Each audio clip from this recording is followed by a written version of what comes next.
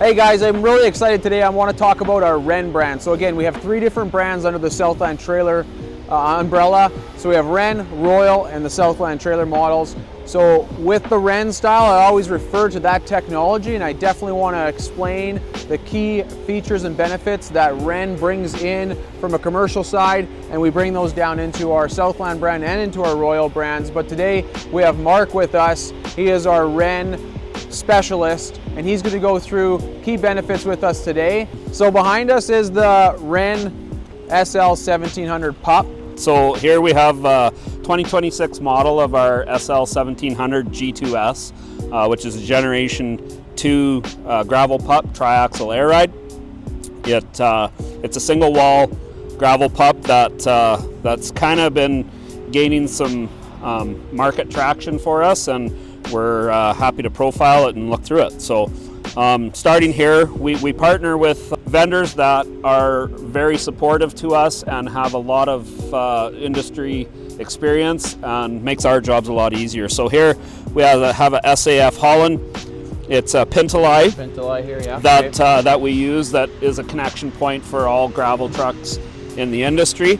It's a swivel, and it's also replaceable, so if it gets worn, you just pull the shed plate off. Comes off, yeah. And you replace the Pintelai. And there's bushings in there that absorb the weight as well, so it's not as shocking when there's forward action. Okay. Nice. We have hydraulic line, a single hose hydraulic line that operates. This one here, yeah. Yeah, operates our telescoping hoist. It's pressured up and gravity down. That's why there's only one hose. Yeah. We have, as any commercial trailer does with air, we have a safety and a service and emergency line. We also have a hookup for the tarp, and one as well as the gate trip and the dump as well. So you can wire these into your truck directly. We also have manual overrides that you can access here. We'll talk about that as we go back. And so the air with your glad hands connects up. That's obviously running your brake system. That's right. Okay. Yeah. It runs air brakes. That's the only air functioning on this is the air brakes. Okay. As the hoist operates by hydraulics. Actually, the gate cylinder works on air as well. So this service side will supply that. Right. Moving back on the neck, we have a shedding top beam. So gravel falls off to the side. Okay, sweet. As we continue back up. So the reason for the neck the way it is, this longer reach, is so gravel trucks have to jackknife into offload. So if this reach comes out, there's potential to make contact with the rear tires. So that's why the shape of this tongue is the way it is. We have our hydraulic and air and electrical lines are neatly ran through up the side. Everything's tied off, clean, accessible, and if you need to change something, it's very open and easy to get at. But it's tucked away to be protected from gravel and debris. Nice elevator bolts, nice rubber clamps and things like that. Yep, Nothing that's going to pinch it or... Yeah, the P-clamps are just loose enough where things can move, but not too tight where it will pinch the line. 12,000 pound? 12,000 pound ram sidewind dolly leg. It's got a spring load, so you can easily pull the pin here and the leg will automatically retract. Yep. We've mounted it on the inside of the frame. Again, what I was talking about, if a truck swings back, the theory is that they're not going to hit the jack. We've got kind of the main point to the box going up and down is the Telescopic Hoist. Again, partnering with vendors that we believe and trust in. Here we have a Male Hot G3 series. It's a 160, which is a 160-inch stroke. So one thing we definitely want to point out here, so telescopic hoist, obviously used in this application. We have a scissor hoist used in our heavy-duty dump trailers, so in our Southland brand. And underneath every one of those is a scissor hoist. It works fantastic in that application for that style of weight, anything from that 10,000 to 25,000 pound range. The scissor hoist can no problem take that, lift it up, easily power up, power down, as opposed to when you get into this style of weight. This is hauling anything from 30,000 up to 40,000 pounds. The telescopic hoist is a much better fit and a much better application to be used in these situations on a commercial series of units, right? Yep, that's right. And you have to be careful when you get these as high as they will go. Lateral movement is big, and so having the connection point up here with all that weight on it helps stabilize the trailer a little bit. When you're lesser weight, not as high, it's not as big of a deal. You're obviously going to have some maintenance and stuff like that with this. We have certain stickers and things like that that are going to tell you when to grease and when to do maintenance on your cylinders, but something to kind of watch out for. Yep, that's right. And again, like you pointed out, they have grease circs, and this size of hoist, there are bigger hoists, higher stages, but again, they're longer boxes. They need to go taller, they need to have more stages. This is just the right fit for the dump angle and the length of the trailer. It's all a mathematical calculation. Here, this trailer is kind of, as you can see, the blue paint is a custom color. One of our customers was purchased from us through one of our dealers. This particular box was spec'd with diamond plate rock guard front. Just keeps the paint in better shape. You can ultimately change this if you want, if it gets worn, and it also looks pretty good too. Yeah, nice and shiny. We also have a manual tailgate control.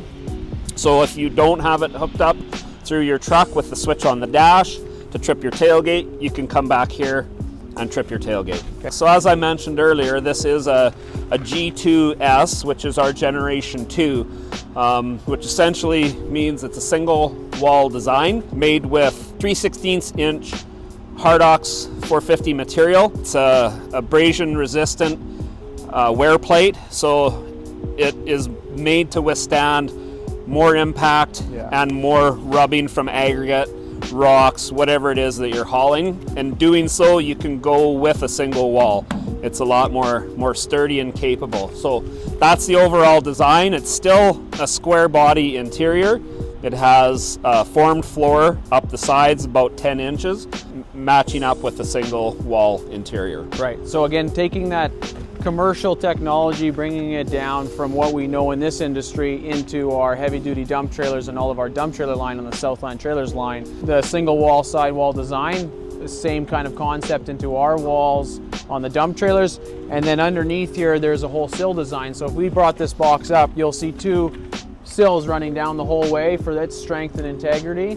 And again, taking that concept right down into the Southland Trailers dump trailer line and using that exact same technology that's tried, tested, and true in a commercial application hauling 30,000 pound plus, and then bringing that down into the dump trailers, it just is a perfect fit and works really well for us on that strength to weight ratio. In addition to that, we have fender flares. They're seamlessly welded all along. Gravel boxes are typically narrower, so to fit on a trailer chassis, we have to extend the fender flare out. We have 30-inch poly mud flaps front and rear. We have a tarp system on this. It's through, again, one of our trusted vendors, Mickles Tarps. This particular unit has spec'd both ways. It's a electric tarp and with a manual override. So if for some reason the electrical tarp fails, you have the option to switch it to manual, flip it up. It is a 22-ounce black mesh tarp, kind of the most standard in the industry for hauling gravel, aggregate, big rock, etc. A 12-inch board that adds to the wall height. So again, not everybody's perfect in their day-to-day. If an operator or something hits the wall, it damages the wood, easily replaceable. Yep. You put a new board in, off you go. As we move back down the trailer here, one thing I wanted to mention was the wall height. Standard on, I would say, most gravel pups is a 30-inch wall with 12-inch board. These walls come standard as a 34-inch wall. We don't offer a lower wall, but we've never had issue with someone needing it. We can also do a higher wall if required, but it seems like this height, 34 inches, kind of fits the industry. We're jumping over quickly just to show you the different configurations of the boxes that we do here. So Mark, jump into this box and showcase why this one's a little bit different than that. Essentially, all of our frames are the same. Okay. You can spec them with a spring ride or air ride. Here's an example of this customer chose all steel rims, right, as opposed to the aluminum. The biggest difference between this, which is our SL1700 G1S Generation 1 Gravel Pup box, is this is a two-piece wall design. So okay, as you can see, it's different from the G2. This has a corrugated outer wall. This is made of 10 gauge high tensile steel. On the inside is an insert, right, that, if you can imagine, would line down here. Yeah. The theory is that when rocks damage it and hit it from the inside, it eliminates the rock pits on the outside. Gotcha. So that's the big difference. This is a more traditional, conventional box that most gravel haulers would choose. The single wall is good for its application. A new design, lots of people like it, but there's still a big market for this box. Floor is the exact same profile as what we have on the G2 model, just a two-piece wall design. Yeah. Corrugated outer wall with a AR 200 3/16 inch insert. Again, abrasion resistance, not as strong as the G2S or impact resistant, but it still has that characteristic of abrasion resistant, and being a two-piece, you don't necessarily need the AR 450 or whatever you choose. Right, so you can kind of dress these things up any way you really like. Yep. Obviously we got some standards that we have to still follow, but yeah, overall, that's right. Customers, again, on this model, we can get a 30-inch or a 34-inch wall. Right. Typically, this one here is spec'd with a 30-inch wall. That's our standard. These have been around, and Renn has been building them since the mid-90s, and you still see them back from those days on the road. So, real good test to how durable and trusted Renn is in the gravel industry. A ladder. We've got a bolt-on folding ladder. Again, if you're using these every day and you need to get in to make sure your load's gone, or if there's some issue you need to check out, it's nice to have something that's accessible and easy to use. And so we kind of just recently started adding this, and we feel that it's going to be a big benefit to the operators. So you can climb right on up and look. We also have a small step inside, so it's one to get in, it's two to try and get out. So the step inside makes it a lot easier for that. Wheels, we have, you could kind of get spec'd any tire you want. Standard we offer is a Rodex. It's a good gravel tire for the industry. Aluminum rims, you can get steel, aluminum, steel, and aluminum, whichever you like. And one thing I want to ask on that, obviously aluminum tires are shiny, they bling, they look good, but at the same time their weight savings is right, you know, so the strength to weight ratio, again, so upgrading to aluminum, not only does it look good, but it can then add more payload to you. That's right. You're going to make more money, right? Yeah, and that's why a lot of guys will choose them probably for the look, but that's an added bonus. Right. Is getting their less weight. So some guys do a combination of steel, aluminum and steel. Both aluminum. Of course, there's a cost to go in all aluminum, but to some people it's worth it. They're easier upkeep, because a steel rim can sometimes rust. Right. Yeah, and you're saying you sometimes do a steel wheel on the inside. Yeah. Because obviously it's a dual. Yeah, and in fact, this one does have steel aluminum. Steel aluminum configuration. Okay. That's right. Yeah. Axles, before we get too far, they're 23,000 pound. Again, SAF Holland is the partner that we use for that. Right. They are a sealed hubcap, so the axles primarily now come in a semi-fluid grease, which is a lot lower maintenance. You don't have to check oil and replace oil, and just when you do your regular maintenance, you can check them if you like, but they're some manufacturers, and I believe even SAF Holland, they offer a 3 or 5 year wheel end. It's really nice. It's liquid when they're moving. Once the warmth gets to them, when they slow down, it's grease.